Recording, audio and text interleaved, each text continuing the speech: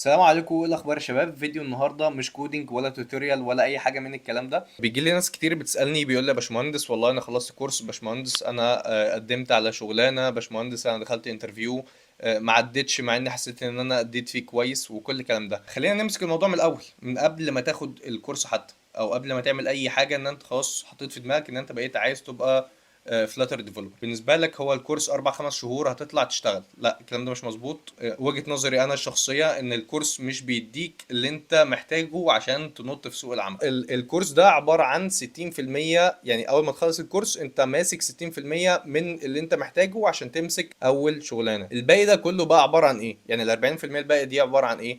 عباره عن اللي انت هتعمله ما بعد الكورس. تمام. الكورس هيديلك البيزكس، الكورس هيقول لك ازاي تفكر، الكورس هيقول لك اول ما يجيلك ابلكيشن هتعمل واحد اتنين تلاته، بيديلك البيزكس اللي هتأهلك ان انت تعرف تخش تحط رجلك في اي ابلكيشن. تمام.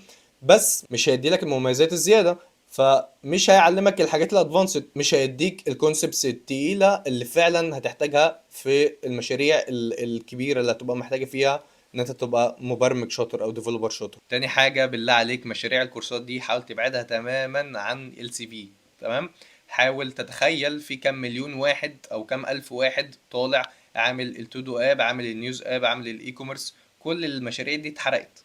فاهم؟ يعني كل الحاجات دي لازم تفرق كويس ما بين المشاريع التعليمية اللي انت بتتعلمها او اللي انت بتعملها عشان تتعلم فيها، وفي مشاريع قوية تتحط في السي في. تالت حاجة، طيب انا دلوقتي محتاج ان انا اعمل مشروع جديد او محتاج ان انا اجيب فكرة، طيب اجيب افكار منين؟ وجهة نظري الشخصية، حاول تشوف الترند او السوق رايح لفين. تمام. دلوقتي احنا في فترة الاي اي، طبعا الابلكيشنز كلها الا من رحم ربي كل الابلكيشنز بيبقى فيها غالبا فيتشر اي اي، فانت حاول دايما تخليك في ناحية الاي اي. طيب زي ايه مثلا؟ حاول تعمل حاجة فعلية ممكن تنزل السوق تشتغل. حاول تعمل مثلا نظام كاشير. ما بقولكش ان ده الترند، او ما بقولكش ان ده فعليا اللي انت اول ما تعمله هتشتغل، بس ستيل فكرة كويسة. انا لما اشوف ان انت عملت مشاريع فعلا كويسة ونزلت اشتغلت في السوق، لا انا بالنسبة لي ده يبقى شخص كويس وفعلا هو فاهم هو بيعمل ايه. تمام.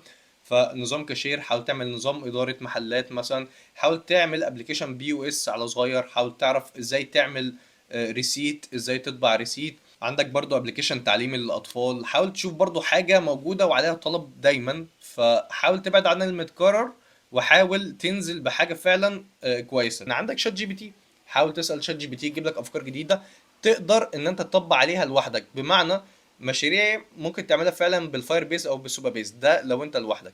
تاني حاجة اللي انا بفضلها ان انت فعلا تبقى عارف حد عايز يتعلم برضو معاك، يكون باك اند او حاجة، تبدا ان انت تتفق معاه ان هو يعمل لك الباك اند وانت تعمل الفرونت او الموبايل بتاعك. هل المشاريع دي تعملها خلاص لفكرة ان هي مشاريع فعلا قوية ان هي تتحط في السي في بتاعك بس؟ لا، انت الهدف من الابلكيشن ده ان هو فعلا يتحط في السي في بتاعك، وفعلا تكون اتعلمت فيه حاجات زياده عن اللي انت خدتها في الكورسات. طيب حاجات زي ايه؟ حاجات زي الاي بي اي، ان انت تتعلم ازاي فعلا تهندل الكراد اوبريشنز او الاوبريشن عامه بتاعه الاي بي اي، من اول ما تاخد الاند بوينت لان انت تعمل مودلز، لان انت تعمل الفايلز اللي بتهندل الايرورز مثلا، للبروسيس كامله بتاعه اي بي اي بتاعتك. تمام.